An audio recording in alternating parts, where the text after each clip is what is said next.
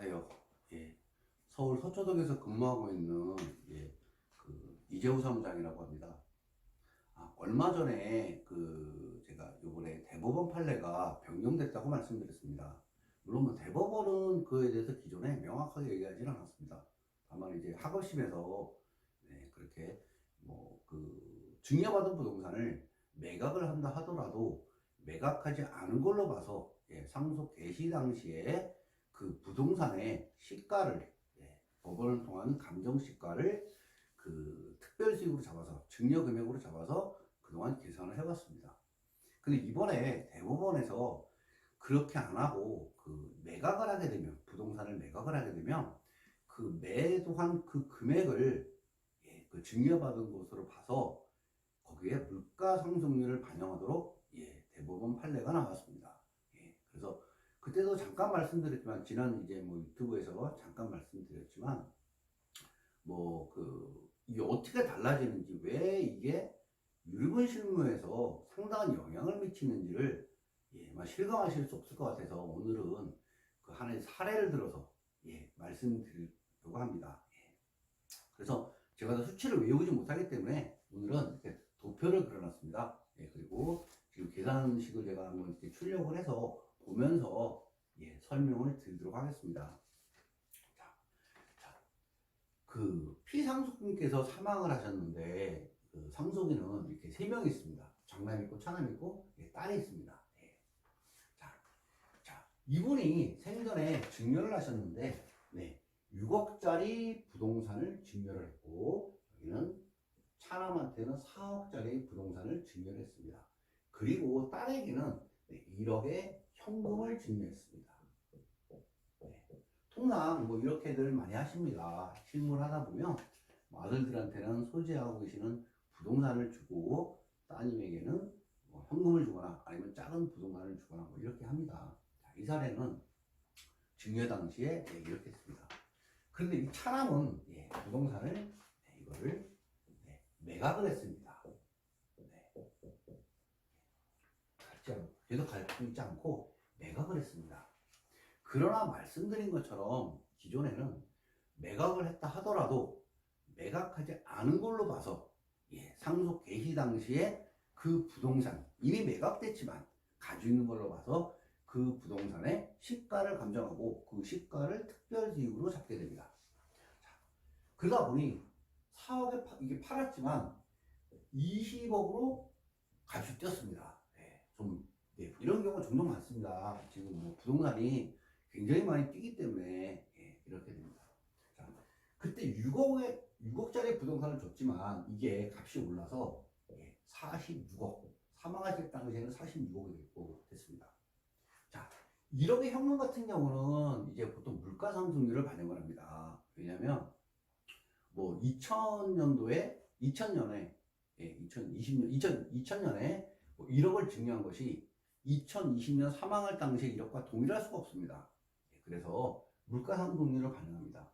보통 어떻게 반영하냐면 증여 당시에 물가 지수가 있습니다. 물가 지수가 있고 여기 상속 당시 피상속인이 사망하실 당시에 물가 지수가 있습니다. 이 당시를 100으로 보고 이 당시를 120, 그동안 시간이 지나서 물가가 20% 올랐습니다. 물가 지수가. 그러면 1억, 1억이잖아요. 그러면 1억 곱하기 이 상속 당시가 위로 올라옵니다. 그리고 물가 지수가 밑으로 내려와서 1억 2천만 원을 증여받은 것으로 봅니다. 그래서 1억 2천만 원이 됩니다. 이렇게 이제 각자 증여받은 재산을 상속 개시 당시로 전부 다 전환을 합니다. 그렇게 되다 보니 얼마냐면 67억 2천만 원이 됩니다. 이것을 기초재산이라고 부릅니다. 기초재산은 상속재산과 증여재산을 전부 합치고 상속 개시 당시를 기준으로 시가를 계산한 다음에 그리고 상속 재산을 더하고 거기에서 상속 채무를 뺀 게 유류분 산정을 위한 기초 재산이 됩니다. 이 사례에서는 그 상속재산과 상속채무는 없는 걸로 보겠습니다. 자, 이렇게 하니까 유류분이 얼마 나오냐면 11억 2천만 원이 나옵니다. 어차피 똑같으니까 11억 2천만 원. 여기도 똑같습니다. 자, 이 11억, 근데 이 11억 2천만 원을 이 장남과 차남에게 청구하는 게 아닙니다. 왜 그러냐면 우리가 청구할 수 있는 것은 유류분권자가 청구할 수 있는 건 자기의 유류분에서 이미 1억 2천을 받았으면 그걸 뺀 나머지만 청구를 하게 됩니다. 그래서 10억이 됩니다. 만약에 이거를 그대로 받게 되면 실질적으로 이 따님이 취득하는 거는 요거 합친 12억 4천만 원이 되니까 유류분 이상을 받게 됩니다. 만약에 이게 5억이라면 16억이 넘겠죠. 그래서 이 유류분을 보장하는 거기 때문에 이 원래 유류분에서 뺀 거, 자기가 받은 거를 뺍니다. 그래서 10억이 나옵니다.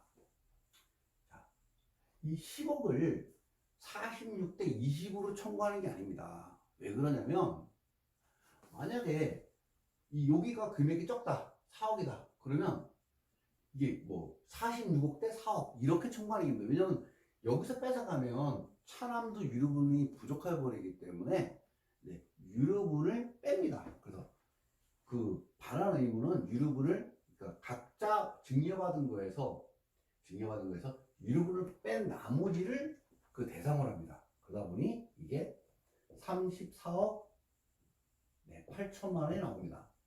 자, 요거는 말씀드리지만 초과특별수익이라고 얘기합니다. 그래서 왜 그러냐면 상속받은 재산에서 원래 그 상속인의 고유의 유류분을 뺀 겁니다. 이게 유류분을 초과하는 특별수익입니다. 그러다 보니 뭐 그 제3자 같은 경우는 이게 없습니다. 이게 없으니까 그냥 증여 금액 자체가 일로 갑니다. 근데 통상 상속인이기 때문에 유류분을 뺀 나머지 금액을 초과특별수익이라고 부릅니다. 여기는 8억 8천만 원이 듭니다. 자, 이 합계가 43억 6천만 원이 됩니다. 자, 이렇게 되면 이 따님은 10억을 이 34억 8천에서 여기 차남한테는 8억 8천에서 받아옵니다. 이 비율은 어떻게 되냐면 반환 비율이 10억 곱하기 이 초과특별시 합계가 나옵니다. 이걸 분모로 잡습니다. 43억 6천만 원이 됩니다. 그리고 분자, 자기의 초과특별수익, 일남의 초과특별수익 34억 8천만 원이 분자가 됩니다. 그래서 일남의 경우, 일남을 장남은 이 따님의 유류분 부족분 10억 원에서 자기의 초과특별수익을 분자로 잡고 전체 상속인들의 초과특별수익의 합계를 분모로 잡아서 계산을 하면 이 금액이 7억 9,816만 원 정도 나옵니다. 그리고 여기도 마찬가지로 계산하면 2억 183만 원 정도가 나옵니다. 그래서 이 합계가 10억이 됩니다. 요 뒤에 꼬투머리가 있죠. 그래서 9억. 자, 이렇게 계산을 해서 10억이 나옵니다. 자, 이게 기존에 불과 얼마 전까지 했던 계산법입니다. 그러면 어떻게 바뀌었느냐 지금 이게. 자, 바뀐 거를 이번에 바뀐 판례가 어떻게 영향을 미치는지를 제가 보여드리겠습니다. 자, 변동 없는 수치는 놔두고 변동 있는 것만 지우겠습니다. 자, 요거는 제가 비교를 위해서 놔두겠습니다. 원래 이 부분을 좀 상세하게 보시면 됩니다. 차남은 얼마? 2억 183만 원은 원래 반환을 해야 됩니다. 자, 근데 요번에 바뀐 거는 말씀드렸지만 그 매각 금액을 기준으로 현금을 증여받은 걸로 본다라고 말씀드렸습니다. 자, 아까 나머지 조건은 동일합니다. 근데 차남이 4억짜리 부동산을 팔았습니다. 4억에 팔았습니다. 그러다 보니 현금처럼 돼가지고 매각 금액 매각을 4억 했습니다. 매각을 4억에 한 거에다가 곱하기 이 상속 당시 물가지수 나누기 매각 당시 물가지수.